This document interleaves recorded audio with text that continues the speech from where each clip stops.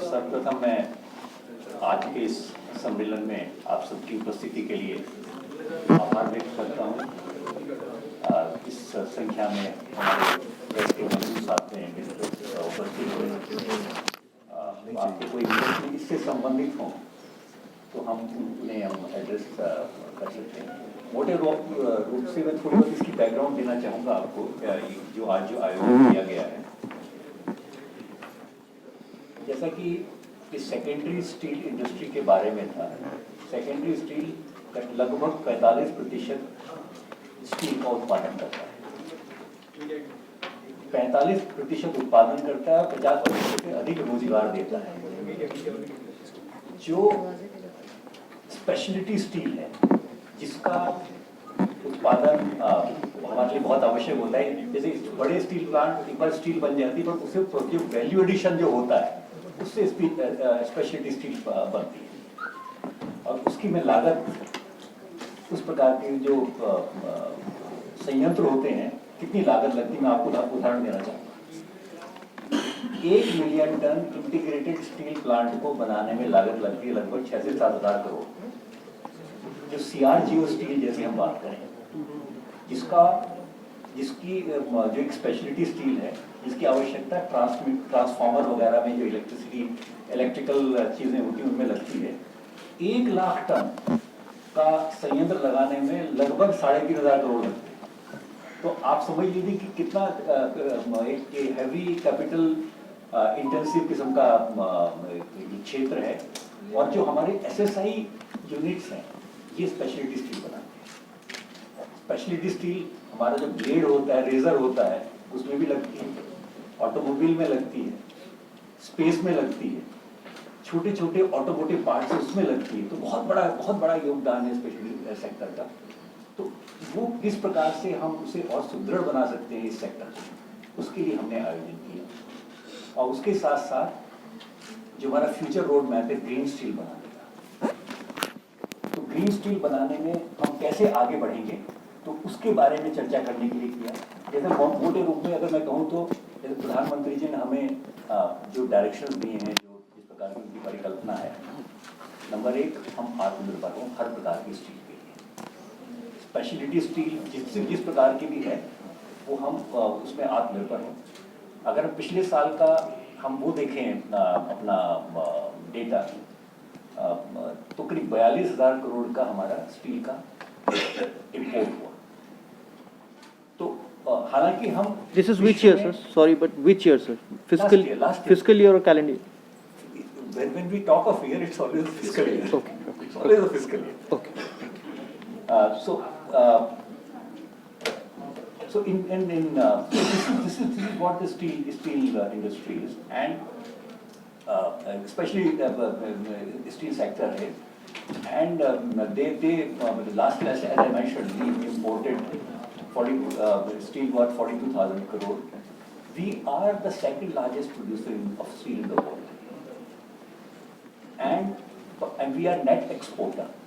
But there's certain specialty kind of steel which we are importing. Our import last year was 4 million ton. Export was 12 million ton. So overall we are net exporter. But these what PLI scheme and SSI has to do is that all kind of steel are manufactured in India, and these are the direction of Prime Minister कि हम आत्मनिर्भर बने steel में। Speciality steel हर प्रकार की हमारे देश में उत्पादन हो और ग्रामीण क्षेत्र के लिए हम किस प्रकार से और हम कंजम्पशन बढ़ा सके तो उसके लिए क्या कार्य कर सकता है स्टील मंत्रालय। तो उस डायरेक्शन में हम आगे बढ़ने के लिए विचार विमर्श करने के लिए हमने इस सम्मेलन का माननीय मंत्री जी की मार्गदर्शिता में आयोजन किया। इसके अलावा जो हम लोगों का एक फोकस ये था, जैसा हमारे सेक्रेटरी साहब बता रहे थे कि जो हमारा स्टील, ये जो हमारा सेकेंडरी स्टील सेक्टर है, इनका जो कंट्रीब्यूशन है, खास करके जो इनका हमारा जितना उत्पादन है और रोजगार है, तो कैसे हमारा जो आगे का जो रोड मैप है 2030 में हम लोग का लक्ष्य है 300 मिलियन टन प्राप्त करना। 2047 में 500 मिलियन टन का टारगेट प्राप्त करना था। तो इसके लिए कितने हमारे रॉ मटेरियल की आवश्यकता होगी, आयरन ओर है, कोल है, कुकिंग कोल है, और भी जो भी चीजें, तो क्या क्या इनको समस्याएं आती हैं जो हमारे जो सेकेंडरी स्टील के लोग हैं उनसे आज जो संवाद हम लोगों का हुआ, और अभी और ये जो सेमिनार में कॉन्फ्रेंस में जो अपनी बात को रखेंगे, तो इस सब मिलकर के हम लोग की एक सोच है कि हम लोग पूरा मिल करके जितने भी हमारे इसमें स्टेक होल्डर हैं, हम इस प्रकार से काम करें कि जो सरकार हमारे जिसमें हमारी जो नीति है, जो हमारा लक्ष्य है, उसको प्राप्त करने में किसी प्रकार की समस्या न, रिसोर्स का कांस्टेंट ना रहे, किसी और चीज को उनको जो सहूलियत है उसके लिए ना रहे, उनको पॉलिसी सपोर्ट की जरूरत है, उसके लिए हम लोग पॉलिसी सपोर्ट दें। और जैसे हमारे सेक्रेटरी साहब ने कहा कि हमारे प्रधानमंत्री जी क्या सोचते कि हम लोग आत्मनिर्भर हों, और ये संभव है कि हमारे पास सारे रिसोर्सेज हैं, और हमारी जरूरत है कि सब लोगों को हम लोग ऑन बोर्ड लेकर के चलें, और हमारी जो भी नीति बन रही है, जो बनी है, उसमें जितने भी हमारे स्टेक होल्डर हैं उनके सभी उनके जो सुझाव है वो आ जाए, जिससे कि उसको हमको लागू करने में कोई दिक्कत है। यही हम लोग का लक्ष्य है। एक्सपोर्ट इंपोर्ट बिल दोनों बराबर है क्या, वॉल्यूम और इसका जो अमाउंट? नहीं, हमारा जो एक्सपोर्ट है, देखिए इसमें दो इशू है। एक जो ओवरऑल आप अगर एक्सपोर्ट और इंपोर्ट की बात करते हैं तो हमारा ज्यादा जैसे बता रहे थे, सेक्रेटरी साहब फिगर दे रहे थे आपको, लेकिन इसमें समस्या एक ही है कि जो हम इंपोर्ट कर रहे हैं और वो है स्पेशलिटी स्टील, जो क्वालिटी स्टील, जो निश्चित रूप से वो कॉस्टली होती है। जैसे आपने देखिए ना, पूरा का पूरा हमारा इलेक्ट्रिकल स्टील, आज आप देखिए हमारे देश में घर घर में बिजली पहुंचाई जाए, और जिस प्रकार के हमारा सोच है, और अभी आपने देखा होगा वेबिनार में हमारे प्रधानमंत्री जी ने जो जिस प्रकार की घोषणा की कि आगे आने वाले में ड्रेन टेक्नोलॉजी,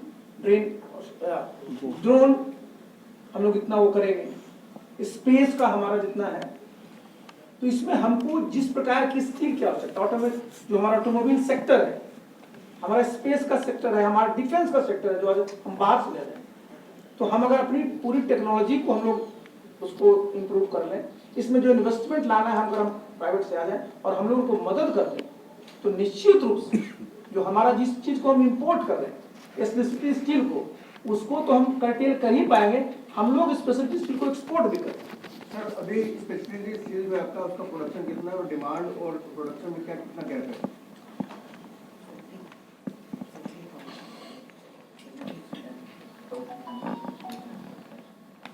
बहुत, देखिए जो हमारा जो प्रोडक्शन है ना, वो समझिए कम है, वो जो है ना हमारा एग्जैक्ट फिगर तो मैं आपको मिल जाएगा, लेकिन परसेंटेज वाइज अगर देखिएगा तो हमारा भी कम है, और इसीलिए हम लोग उस पर जवाब PLI देखिए ना, इसकी चर्चा कर सकते साहब, PLI है ही इसी पर। ये 42,000 करोड़ जो इंपोर्ट होता है, इसको आप रिड्यूस कर पाएंगे? एकदम कर पाए। देखिए हम लोग का क्या लक्ष्य, हम लोग जो हमारा जो 6,333 करोड़ का हम लोग जो रखे हैं PLI में, तो आप देखिए जो हम लोग जो इन्वेस्टमेंट इसमें जो सोच रहे हैं वो करीब 40,000 करोड़ का है, और 40,000 करोड़ जब इन्वेस्टमेंट करेंगे तो आपकी इकोनॉमिक एक्टिविटी कम से कम 4 टाइम्स और बढ़ेगी। जरूरत नहीं है इंपोर्ट करने, इंपोर्ट और नहीं करना, बिल्कुल इंपोर्ट ही नहीं, हम तो एक्सपोर्ट करेंगे। स्पेशल स्टील में कब तक आगे बढ़ जाएगी? यही तो, इसलिए तो मेरी जो ये स्कीम है ना, ये हम लोग तो ये रखे ना 5 साल में हमारा है, और जितना जल्दी होगा तो उसको और हम लोग जल्दी कर लेंगे। सर इसमें रीयूज के लिए कलेक्शन का प्रोसेस एक करके please. Ma'am, today morning said that you are money in a separate policy for the secondary steel sector. So I want to know when do you plan to launch it? What will be the key factors, aspects of that policy, and whether, because you are taking a lot of feedback from the secondary sector, whether you would be looking to launch a revised PLI policy? देखिए आपके 2-3 इसमें issues हैं।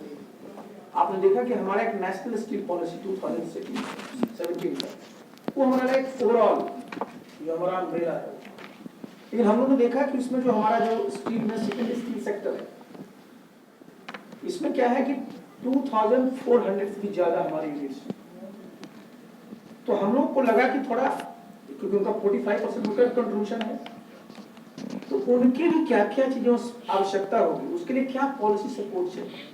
Overall steel policy का जो हमारा frame है उसमें लिए इनके लिए अलग से और क्या हो सकता है, और इसीलिए हम लोगों ने जो हम लोग का एक है कि जो जिसकी चर्चा आपने किया कि अलग से, तो हमारा ये हुआ कि जो हमारा जैसे मैंने बताया ना कि हमारा 300 मिलियन टन है, 500 मिलियन टन है, इसमें हमको जो ये सेकेंडरी स्टील को जो लाना है, तो उनको भी कहीं कहीं जहाँ पॉलिसी सपोर्ट स्पेसिफिक चाहिए। एक तो जनरल स्टील पॉलिसी हुआ, तो उसमें बड़े भी हैं छोटे भी हैं, तो आपको देखना पड़ता है ना, तो उसमें जो हमारा जो है इनको जो है आपको किस प्रकार की और मदद दी जा सकती है, तो इसके लिए हम लोग उनको पॉलिसी सपोर्ट देने की सोच रहे हैं, और इसलिए हम उनसे फीडबैक किया। So will you be launching a separate policy or will it be under the umbrella? Overall umbrella will be there, Achha, okay. but definitely we will have some points Okay. which will cater to their specific interest. So, sir, Will you be launching a revised PLI policy? Already it's ongoing. We have already conducted about 6 to 7, 8 seminars. And today also they have given some suggestions. And in post lunch also, in that session, they will give some suggestion. So we want that our PLI policy should be such that it should be investor friendly. I have one last question. I think we had, India had struck a strategic partnership for sourcing coking coal with Russia. Now with the Ukraine-Russia conflict so prominent, is it having any... You see, right now, we are producing about 70% of our coking coal from Australia. And in the month of October, I visited Moscow, and we had an MOU with Russia, wherein it has been envisaged that by 2040 or 35, we were expecting that we will be getting about 40 million tons coking coal from Russia. So in that direction, you see, we are moving, but definitely, as you mentioned, because of this situation, there will be some problem, but we'll sort it out. sir, myself Suryata Sidhe from Financial Express. Sir, in the presentation, ma'am's presentation was very nice presentation. Crude steel capacity by the secondary steel producer is 78 million ton now. But if you look at their capacity utilization is just 55%, vis-a-vis 85%, 90% by the integrated steel producers. So, have you assessed that what are the reasons for this even lower capacity utilization by this integrated steel यही producers? जो हम लोगों ने इस seminar conference रखा इसी के लिए रखा। देखिए दो चीजें, एक कैपेसिटी है और दूसरा यूटिलाइजेशन। तो एक तो कैपेसिटी को भी बढ़ाना हमारा लक्ष्य है और साथ ही साथ यूटिलाइजेशन है उसको बढ़ाना है। तो उसमें जो जो भी उनके हर्डल्स हैं, जो जो बॉटलनेक्स हैं, जो पॉलिसी चलते हैं या जो रॉ मटेरियल्स में कोई प्रॉब्लम है या उनके कुछ और इशूज हैं, इसीलिए हम लोग उनसे चूंकि जो हम लोगों ने उनसे कम्युनिकेशन किया है, जो कर रहे हैं और आगे करें, कि जितने तरह के भी हर्डल्स हैं उनको किसी प्रकार का हर्डल न रहे और उनको सब प्रकार का सहयोग सपोर्ट मिले, जिससे कि जो हमारा लक्ष्य है आत्मनिर्भर। So they don't get finance also. I mean, apart from coal and iron ore. We will work it out now, how this can be done. When you know where the soup pinches, Yes. then you will find out the ways. So how long will it take to find out the? No, it will not take much time. We have already, as Secretary has mentioned, 8 engagements with them. This is in continuation. I'm not talking about the PLI. I'm talking about this side. Exactly about the sector also. Okay. So the 8 interactions have already been happened with the secondary steel producers? Everybody, but this time this has been exclusive for them. Okay. So my And sir, As you mentioned, Sir. I think one of the sessions in this technical session is on financing. So it's exclusively for financing. so sir, And I must mention you, Sir. I visited Mandi Govindgarh, which is the largest, you see, Madhya Pradesh. not Madhya Pradesh, Punjab. Punjab. Okay. How are you improving waste collection, and how are you planning to increase the quantities also?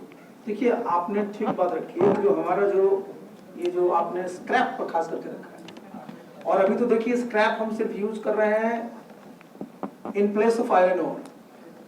आगे आने वाले में हम लोग जो हमारा कोल है ना, कोकिंग कोल या कोल, उसके जगह हम लोग ये जो अपना प्लास्टिक वेस्ट है इसको भी हम लोग करने जा रहे हैं।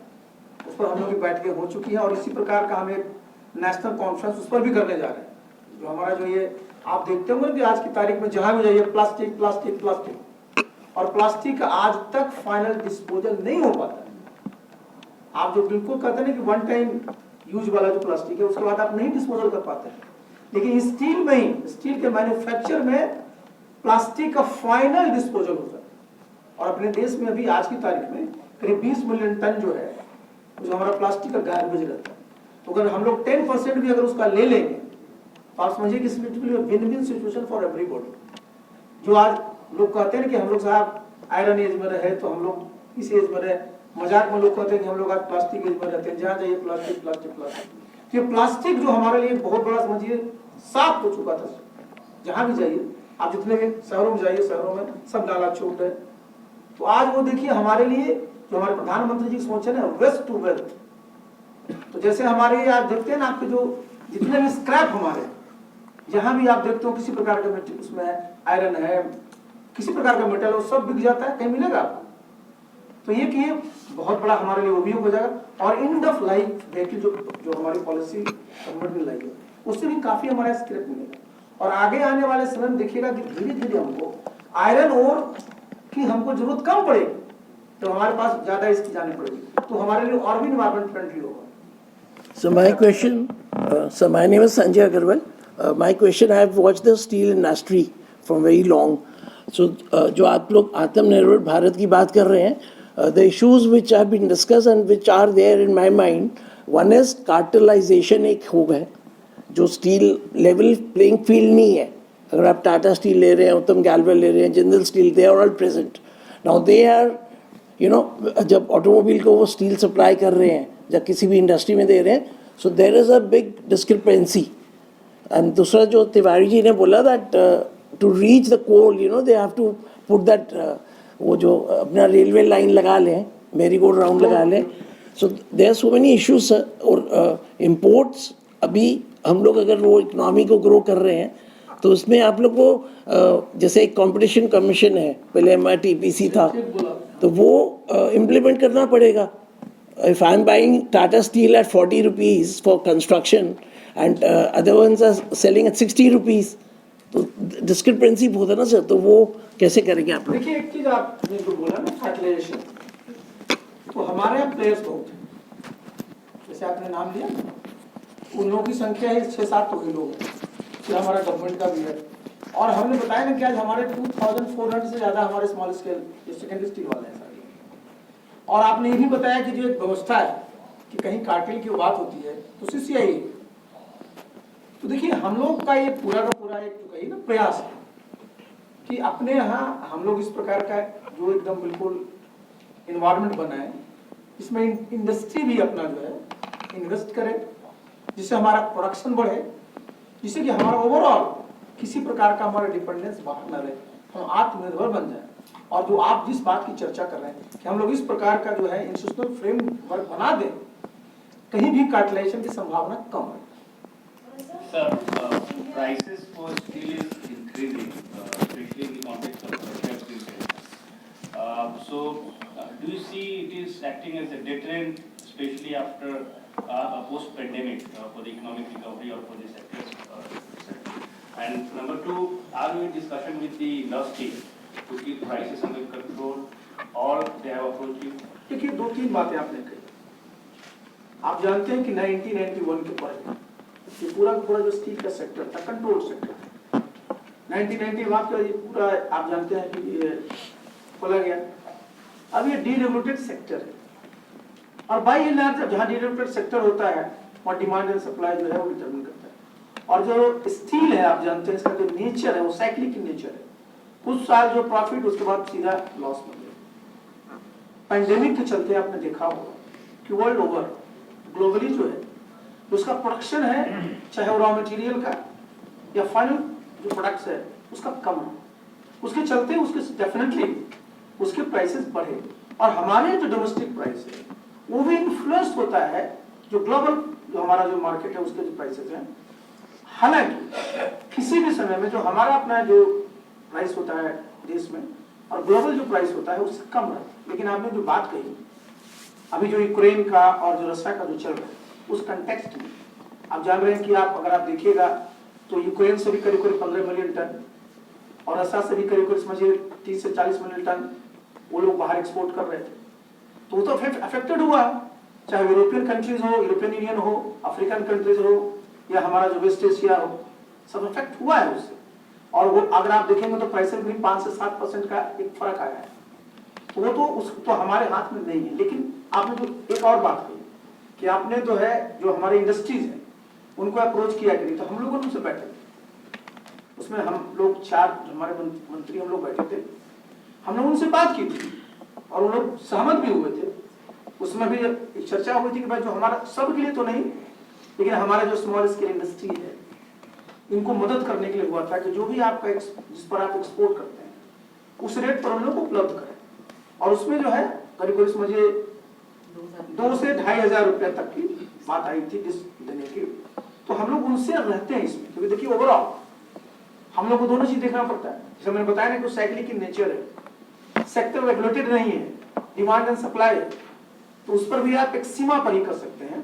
और साथ ही साथ हमको भी देखना पड़ता है कि जो हमारा इकोनॉमिक, जो हमारा देश में जो हमारा जिस प्रकार का हमारा जो निर्माण हो रहा है, आप देखिए कि यहाँ पर आज स्टील कितनी बढ़ गई है, तो उसका भी जो खास करके जो गवर्नमेंट के प्रोजेक्ट होते हैं उसमें कॉस्ट का प्रभाव पड़ता है। तो कैसे उसका बैलेंस किया जाए, हम लोग इसमें बराबर बातचीत करते हैं। सर स्टील स्लैब जो है, स्टील स्लैब का जो काफी देर से हाँ please. Sir, how much has India imported, how much of coking coal has India imported from Russia after the MOU in October, and are there any disruptions which have happened now because of the conflict? देखिए हमने बात जो किया था लोगों से, हमारे साथ जो प्राइवेट वाले भी गए थे, तो बातचीत चल रही थी कि वो करीब करीब समझिए 4.5 मिलियन टन लोगों ने इंपोर्ट किया था। और हमने बताया ना कि हमने उसमें जो किया है हम लोग का 40 मिलियन तक के आगे का है। तो अभी उस पर बातचीत, अभी तो आप जान रहे हैं कि जो स्थिति है तो रास्ता निकलेगा उसका। So disruption है अभी because of डिसरप्शन नहीं है। देखिए डिसरप्शन क्या होती है, देखिए होता क्या है ना कि डिसरप्शन नहीं है, लेकिन डेफिनेटली जो सिचुएशंस है अभी, तो उसमें तो आप जान रहे हैं कि जो स्मूथ जो सप्लाई होता है वो नहीं होता है। चलिए खाना वाना खाया जाए। Just a couple of questions, sir. We don't get to meet you, sir. I mean, अरे you are always welcome to meet me. Sir, couple of Sir, questions. एक सवाल- Why आपका भी कुछ इनका इनके बाद आप why PLI deadline has been extended by 1 month? Is it that industry was not